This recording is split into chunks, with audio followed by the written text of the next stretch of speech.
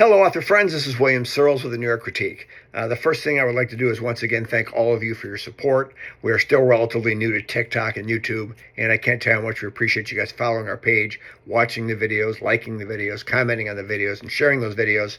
I promise you we're going to do our best to continue to provide content that hopefully has a positive impact on your careers and lives as writers.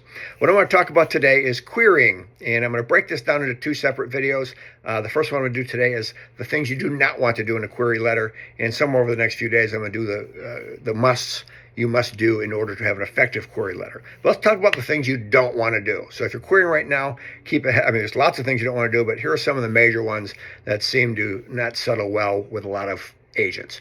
Number one, sending your manuscript to the wrong agent. I have spoke about this or mentioned this in another video. Make sure that the agent is looking for the genre that you're writing in. It's that simple. Next, querying your manuscript before it's ready.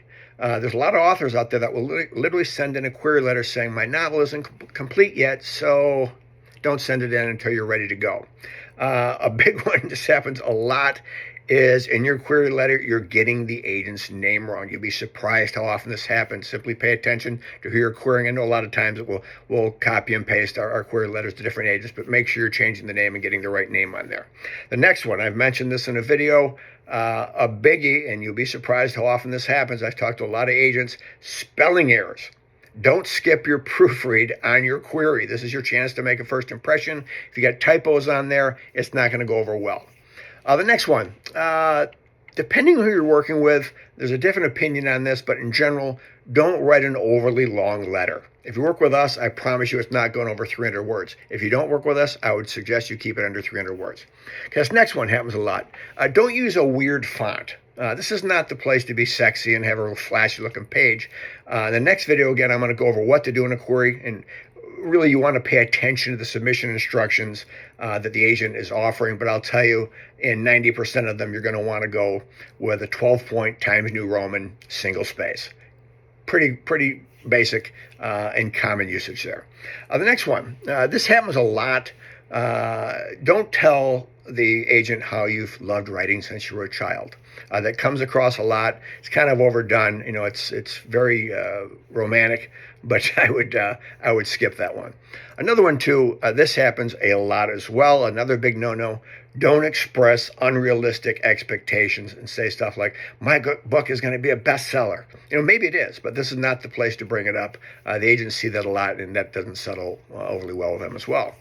Another one that happens, and this is kind of comes across as an act of desperation. A lot of agents tell me that the author will try to negotiate. Your agent negotiates for you. You don't negotiate with the agent. And they'll say things like, I'm willing to offer you a higher commission rate. Don't be desperate. Let your work speak for itself. And if you're going to get an agent, let your work get it done for you. Another big one, and this happens a lot. Don't tell them how much your family and friends enjoyed the book. For two reasons. Those people, excuse my French here, most likely won't tell you your book sucks if it sucks. And number two, on 80% of new releases, family members and friends are about the only people that will be buying your book. I actually read an article once that said the average new book sells around 400 copies, and the actual explanation was that's because how many friends the author has. Let's let your work speak for itself. Let the agent be the judge of your work, not your family and friends. The next one. This happens a lot too. Don't get cocky, don't be rude, and don't get too personal. I actually have an agent friend who received a wonderful query letter, captured her attention, but there was a PS at the end of the query letter saying, I follow all your tweets, all your Facebook posts, all your stuff on TikTok, and I can't tell you how much I love your blue eyes. Real good chance, even if your manuscript has the cure for death, if you come across as being Ted Bundy or anyone like Ted Bundy, most likely the agent's going to pass. So those are some things to think about. There's tons of reasons, tons of things you don't want to do in your query. I think I covered a lot of them there. We appreciate your time. Stop by the New York Critique and say hello. Follow our page again. We appreciate that. Happy writing. We'll see you again.